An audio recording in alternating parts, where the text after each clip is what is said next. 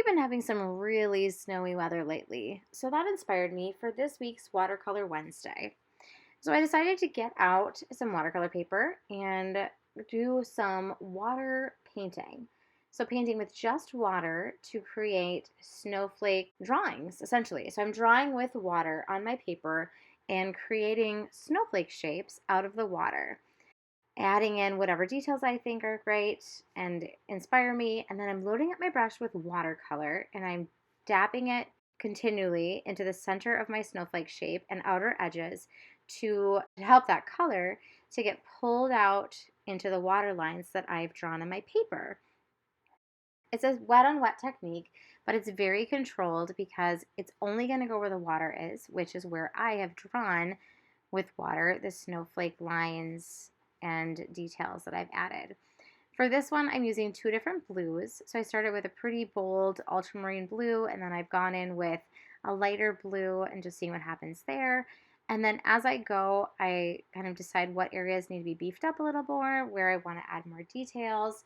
And then I popped a little bit more dark in there to have a little contrast and just kind of keep building up and pushing out the color until I had the effect that I wanted. I do wish that I had used a thinner watercolor brush for this, or that I'd gone a little slower, or both. I did feel like some of my areas got a little thicker than I wanted to because I was playing with a lot of water in a small amount of space.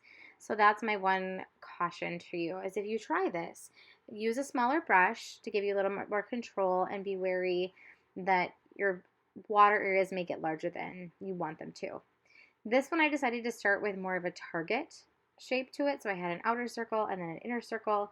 And now I'm putting in spokes around the sides. So at this point it looks a little bit like a ship's wheel, like the big old pirate ships.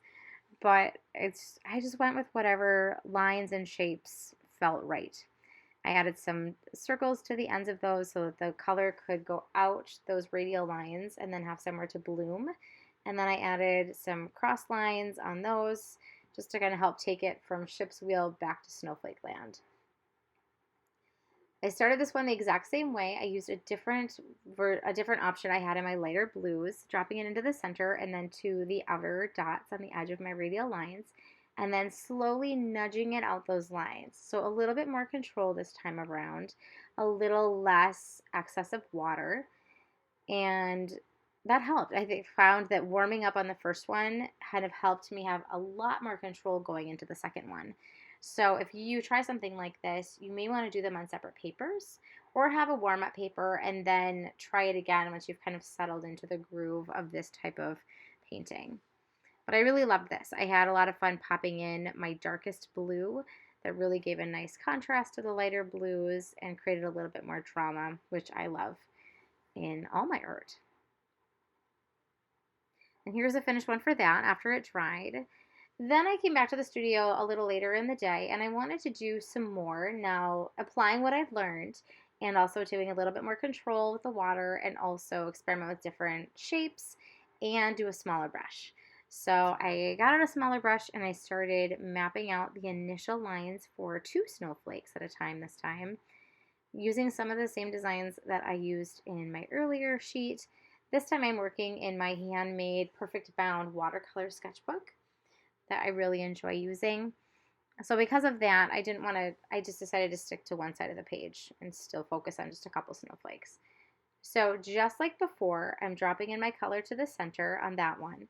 For the second snowflake, I'm dropping it into the outer edges first, going slower and using less water to ensure that I have more control and that I don't lose the details as much as I did the first time around. I still had a couple areas that got a little puddly, but that was okay. This was kind of an experiment to see if I could make this idea that I had for painting watercolor snowflakes, feasible. And it is. So I started adding some circles to the radial lines on the first snowflake with that darker color. These ones I had not painted with water first. So the other thing you can do is you can have that play between painting wet on dry as you add elements and then connecting it with the water sections to let the bleeds happen, or painting the water and then the wet color into the water, and back and forth as you see fit. This one I also wanted to get a little funkier with the colors, so I decided to go in with a purple to add another element, still staying in the cool family for colors, but letting myself have a little bit more fun with color and design details.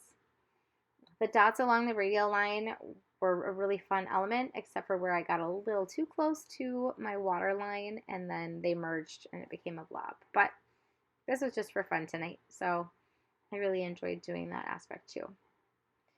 And then I took a wet brush for the second snowflake and started adding more water lines, like connecting that with the original ones so that the color could keep moving out as it had more spaces that were wet to go into.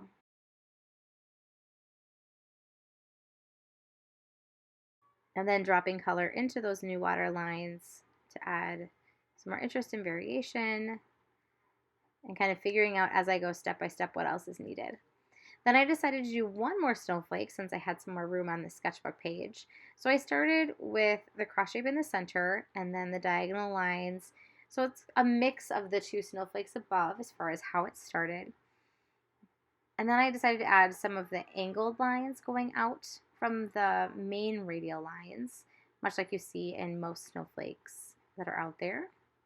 And this time I wanted to have a lot of fun with color. So I went for more of a plum magenta color for the starting base, which was really fun. I was glad that I started venturing into some non-traditional colors for winter scenes and snow.